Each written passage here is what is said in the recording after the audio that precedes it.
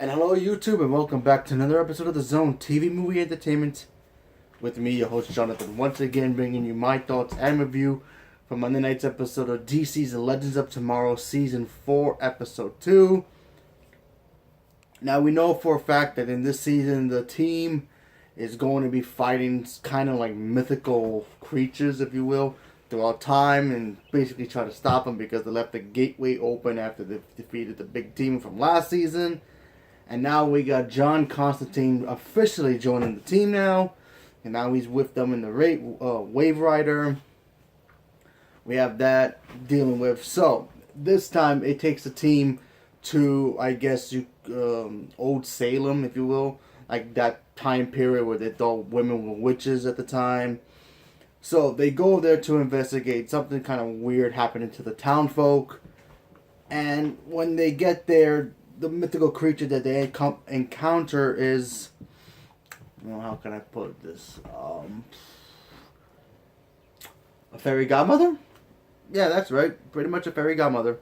I mean, no other way to say what kind of mythical creature it is, but it's a fairy godmother. That's right.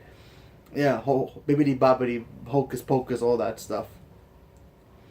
So apparently what's been going on is a little girl who kind of has the fairy godmother, she kind of wants to get rid of the people who have been harassing her mother because they think she's a witch, and the town folk are being punished by this fairy godmother, and if the legends destroy the fairy godmother, they destroy the little girl who's basically, I guess being chaperoned by her.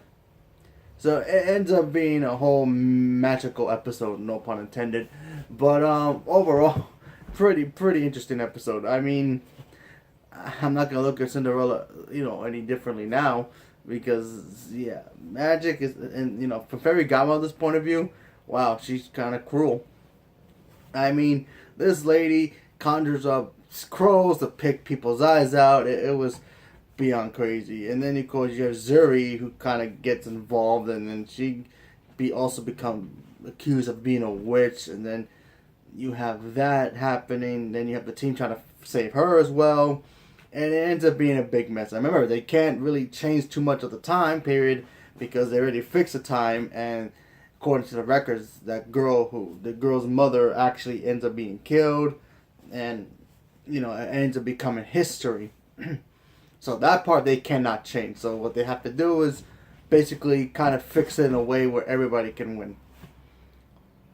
While that's all happening, you have Nate still, back in 2018, still trying to, I guess come friendly with his dad because they don't see eye to eye with each other, and he ends up going and work at the bureau for a little bit.